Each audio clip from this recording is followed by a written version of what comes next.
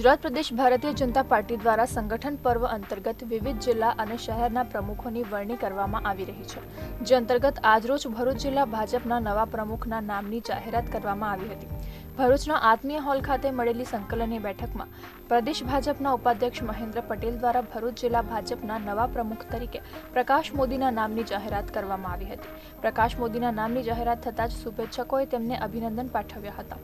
પ્રકાશ મોદી વકીલાતના વ્યવસાય સાથે જોડાયેલા છે। આ ઉપરાંત આરએસએસના આગેવાન અને ભરૂચ જિલ્લા ભાજપના પૂર્વ પ્રમુખ શિરીષ બંગાળીના સાળા છે।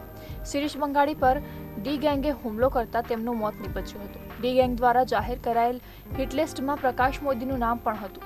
જે તે સમયે પ્રકાશ મોદીને પોલીસ રક્ષણ આપવામાં આવ્યું હતું। પ્રકાશ મોદી ભાજપના પાયાના કાર્યકર છે અને હાલ તેઓ રાષ્ટ્રીય જનસંપર્ક અભિયાનના પ્રદેશ સંયોજકની જવાબદારી નિભાવી રહ્યા છે।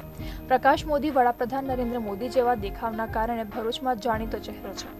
અત્રે ઉલ્લેખનીય છે કે ભરૂચ જિલ્લા ભાજપના પૂર્વ પ્રમુખ મારુતિસિંહ અટોદરિયાની ટર્મમાં ભાજપે ભરૂચમાં ઐતિહાસિક પ્રદર્શન કર્યું હતું, જેમાં તમામ 5 વિધાનસભા, જિલ્લા પંચાયત, તમામ 9 તાલુકા પંચાયત સહિત 4 નગરપાલિકામાં ભાજપે ભગવો લહેરાવ્યો હતો।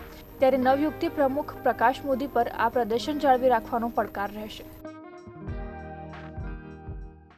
ભારતીય જનતા પાર્ટીના પ્રમુખ તરીકે મારી જે વરણી કરવામાં આવી એ બદલ પ્રદેશનો હું ખૂબ ખૂબ આભાર વ્યક્ત કરું છું અને ભરૂચ શહેર અને જિલ્લાનો સુંદર રીતે વિકાસ થાય, ભરૂચ શહેરને મહાનગરપાલિકાનો દરજ્જો મળે અને ભરૂચ જિલ્લા જે ભાજપ કાર્યાલય એની જો નીંવ નખાઈ છે એનું જેમ બને એમ ઝડપી એનું નિર્માણ થાય અને ખુલ્લું મૂકવામાં આવે એવી હું જેમ બને એમ જલ્દી મતલબ કાર્યાલય બને માટેના મારા પ્રયત્ન કરીશ અને ભારતીય જનતા પાર્ટીના નાનામાં નાના કાર્યકરનો પણ હું સાથ અને સહકાર મેળવી અને એમનો પણ કઈ રીતે એમને જવાબદારી મળે, એમનો વિકાસ થાય, ભરૂચ શહેર અને જિલ્લામાં જે કઈ રોજગારીની સમસ્યા હોય ઇન્ડસ્ટ્રીઝ એરિયામાં તો એનું પણ હું ધ્યાન આપીશ અને જે ભૂટિયા